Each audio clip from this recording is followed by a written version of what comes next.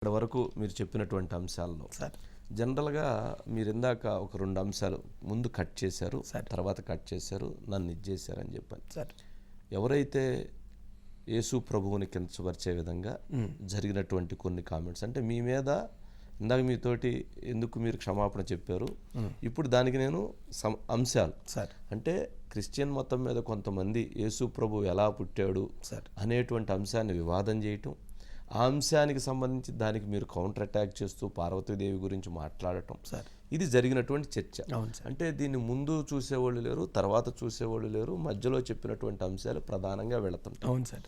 ఆ ప్రధానంగా వెళ్ళేటువంటి దాంట్లో కూడా ఏమైనా మీ మీద ట్రాప్ జరిగిందా సార్ గతంలో? అట్లాంటి ఇందా మీరు చెప్పారు కదా, ఫేక్ అకౌంట్స్ క్రియేట్ చేసి సార్ ఇలా చేశారు, పవన్ కళ్యాణ్ గారిని తిట్టించే విధంగా సార్ లేదా సామాజిక వర్గాలను తిట్టించే విధంగా చేశారు అన్నారు కదా, సార్ అలాగే ఇది కూడా ఏమైనా జరిగిందా? హిందుత్వాన్ని, హిందూ మతాన్ని తిట్టే విధంగా ఎవరైనా మిమ్మల్ని ఆ రకంగా ఇది చేశారా? అంటే ఆ విషయంలో అయితే అంత క్లారిటీగా చెప్పలేనులేండి సార్, ఎందుకంటే దానికి నా దగ్గర ఎవిడెన్స్ లేదు. కానీ మేము మాట్లాడుతున్నప్పుడు మాత్రం ఆ ఎదుటోళ్ళు అప్పుడున్న కొన్ని హిందూ సంఘాలతోటి మాకు ఈ వాద ప్రతివాదాలు జరిగేవి. జరిగినప్పుడు ఒక ఆయన కన్యమరియ గర్భదాల్చడం అనేది ఎక్కడ జరగదు, సైన్స్ రీత్యా మగతోడు లేకుండా యేసుప్రభుని ఎలా కంటది, అక్కడ ఉన్న రోమన్ సైనికుడితో తప్పు చేసి యేసుప్రభుని కన్నది, అలా తప్పుడుగా పుట్టాడు ఆయన అని చెప్పారు సార్.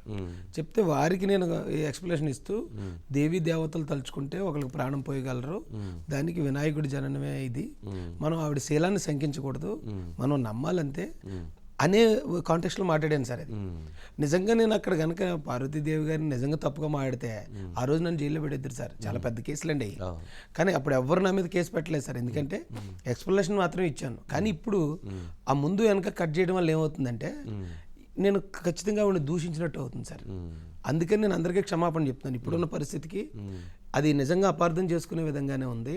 నేను మాట్లాడింది తప్పుగానే అర్థం వస్తుంది కాబట్టి దయచేసి నన్ను క్షమించండి.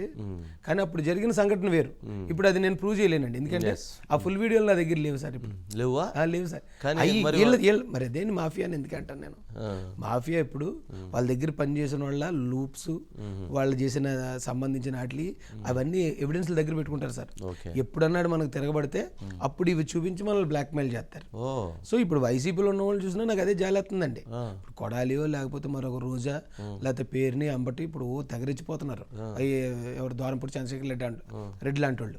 కానీ వీళ్ళందరికి సంబంధించిన ఆధారాలు దగ్గర పెట్టుకుంటారు సార్. రేపు పొద్దున్నెలకి ఇప్పుడే చూడండి, వాళ్ళ పార్టీ మారమనండి, వాళ్ళ బతుకేమైపోద్దో. పార్టీ మారడానికి అవకాశం ఉందండి. సీట్ ఇచ్చినా ఇవ్వకపోయినా జగన్ రెడ్డి కాళ్ళ దగ్గర పడి ఉండాల్సిందే వాళ్ళ బతుకు. బయటకు వస్తే ఇంకా వాళ్ళకి బతుకులేదు. అంటే ఆల్మోస్ట్ మాఫియా అలాగే సార్ చేస్తారు, మారే పని లేకుండా చేసేస్తారు. అసలు సమస్య లేదండి, మారే పని అక్కడే ఉంటారు. ఇప్పుడు మారాల్సిన పరిస్థితి వస్తే ఈ వీడియోలో బయటకు వస్తాయి సార్. మళ్ళీ ఇప్పుడు ఎవడైతే ఒకవేళ ఉదాహరణకు కొడాలి నాని ఉన్నాడు సార్, అతను కుక్కలా మురుగుతాడు పొద్దున్న లేచిన దగ్గర నుంచి. ఒకవేళ అతను ఎప్పుడన్నా ఈ జగన్మోహన్ రెడ్డి నన్ను చాలా మోసం చేశాడు, గుడివాడు నేను కింగ్లాగా ఉండేవాడిని, నన్ను బొంగులో చేశాడు కాబట్టి నేను ఈ పార్టీ వదిలేసి నేను ఇంకో పార్టీలో చేరుతున్నాను టీడీపీలో అన్నాడు అనుకోండి, అప్పుడు చంద్రబాబు నాయుడిని కొడాలతో తిట్టించిన వీడియోలు ఉన్నాయి చూడండి, చంద్రబాబు నాయుడు గారిని తిట్టించిన వీడియోలు వీళ్ళే ప్రచారం చేస్తారు. ఓకే, మిమ్మల్ని తిట్టినోడి మీరు ఎలా జాయిన్ చేసుకుంటారు, ఈ కొడాలిగాడు ఎంత వీడు అది ఇది నాళ్లే ప్రచారం చేస్తారు సార్. వాళ్ళే ఫేక్ అకౌంట్లు ఉంటే వాళ్ళే తిట్టించేది, వాళ్ళే అదంతా ప్రోత్సహించేది. రేపు పొద్దున ఏదైనా అవసరం వస్తే వాటిని ఆయుధాలుగా వాడి నాశనం చేసేది కూడా వాళ్ళే. అంటే ఈ జరుగుతున్న